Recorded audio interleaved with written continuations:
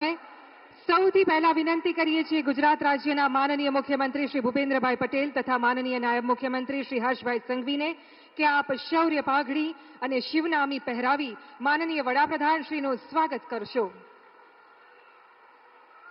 ભગવાન સોમનાથની સુંદર photo frame પણ અર્પણ કરવા માટે આપ બંનેને વિનંતી, જેમાં રાણી અહલ્યાબાઈ, સરદાર વલ્લભભાઈ પટેલ અને સોમનાથ સ્વાભિમાન પર્વનો લોગો અંકિત થયેલો છે એવી ભગવાન સોમનાથની આ સુંદર પ્રતિમા.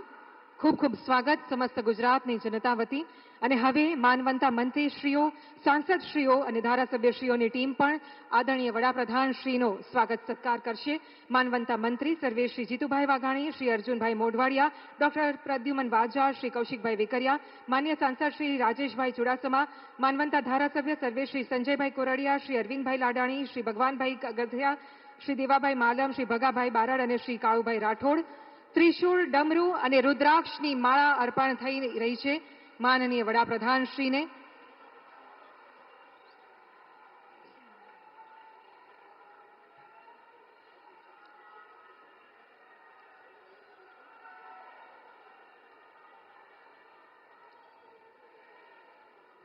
ખૂબ ખૂબ આભાર. અને હવે આમંત્રિત કરીએ છીએ ભારતીય જનતા પાર્ટી તથા સ્થાનિક સંગઠનના આગેવાનશ્રીઓને કે આપ પણ ગૌ આસન અને પુષ્પહારથી માનનીય વડાપ્રધાન શ્રીનો સત્કાર કરશો.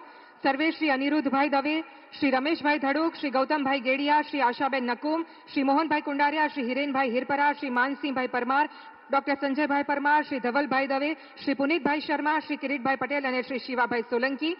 વૈદિક ગોમય આસન કે જે ગીર ગાયના ગોબર, ગૌમૂત્ર, દુર્વા, કુશ અને પવિત્ર નદીઓના જળ મિશ્રિત કરીને બનાવાઈ છે, જેમાં મંત્રોચ્ચાર દ્વારા શક્તિનો સંચાર કરાયો છે એવું આ ગૌ આસન.